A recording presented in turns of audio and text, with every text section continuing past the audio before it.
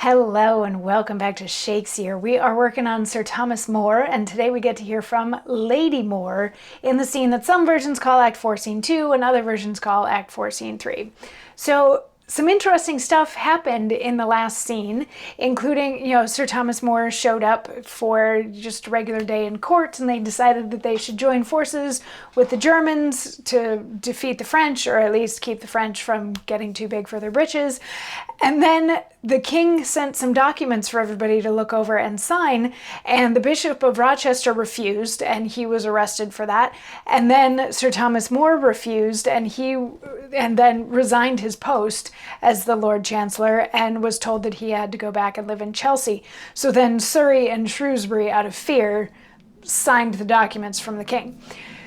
So the beginning of Act 4, Scene 2 or Act 4, Scene 3, whichever version you're reading, but it's this scene that we're in right now. We're back in Chelsea, which is where Sir Thomas More lives. We're at his house, and his wife is talking to his son-in-law. His son-in-law is named Roper, and what's interesting, Roper married Sir Thomas More's daughter, but she doesn't get a name. She's Roper's wife. She's not even More's daughter. She's Roper's wife in this. So Roper is the son-in-law. Roper's wife is Sir Thomas More's daughter.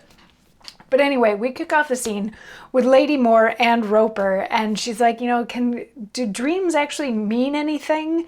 And he's like, no, why do you ask? And she says, because tonight I had the strangest dream that e'er my sleep was troubled with.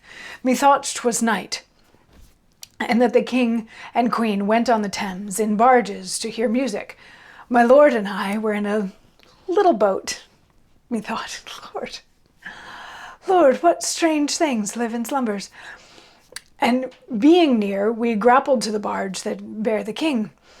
But after many pleasing voices spent in that still moving music house, methought the violence of the stream did sever us quite from the Golden Fleet, and hurried us unto the bridge, which with unused horror we entered at full tide. Thence some slight shoot being carried by the waves, our boat stood still just opposite the tower, and there it turned and turned about, as when a whirlpool sucks the circled waters. Methought that we both cried till that we sunk, where arm in arm we died.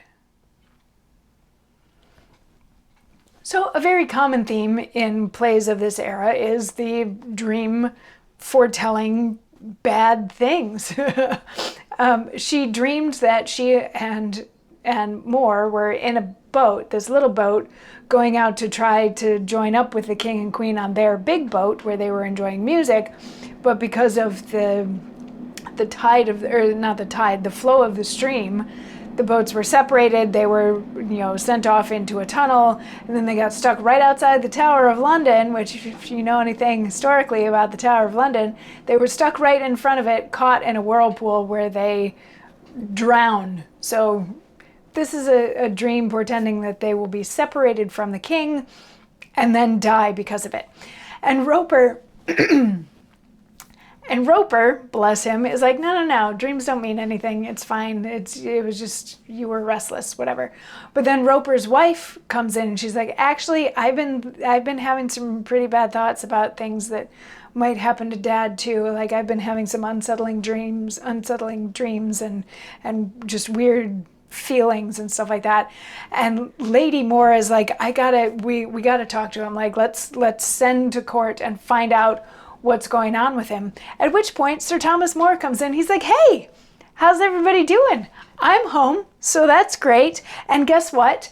They start addressing him by all of his proper titles, and he's like, nope, not anymore. Nope, not anymore. And he finally gets around to telling them, because they are all very confused by his very happy attitude. He finally gets around to telling them that he is no longer the Lord Chancellor. And they're like, what? And he's like, no, we'll talk about that later. Let's all just go inside and I'm home. Isn't that lovely that I'm home? I feel so free. I feel so light. This is great. And that's the end of the scene. They all go inside, and that's that. So his family now knows that he's no longer the Lord Chancellor, but they don't know why. They don't necessarily know that he quit. They think that maybe he did something wrong and got fired, which to get fired from a position like that usually means so they're a little concerned for him at the end of this scene, but he has a very sunny disposition about everything that's going on. So interesting stuff. Some bad dreams to kick off the scene, but then this almost manic entrance from Sir Thomas More. Just everything's fine. He's great. He feels really good not being the Lord Chancellor anymore. We'll see how long that lasts. Come on back tomorrow for more and we figure it out. I'll see you then. Mwah.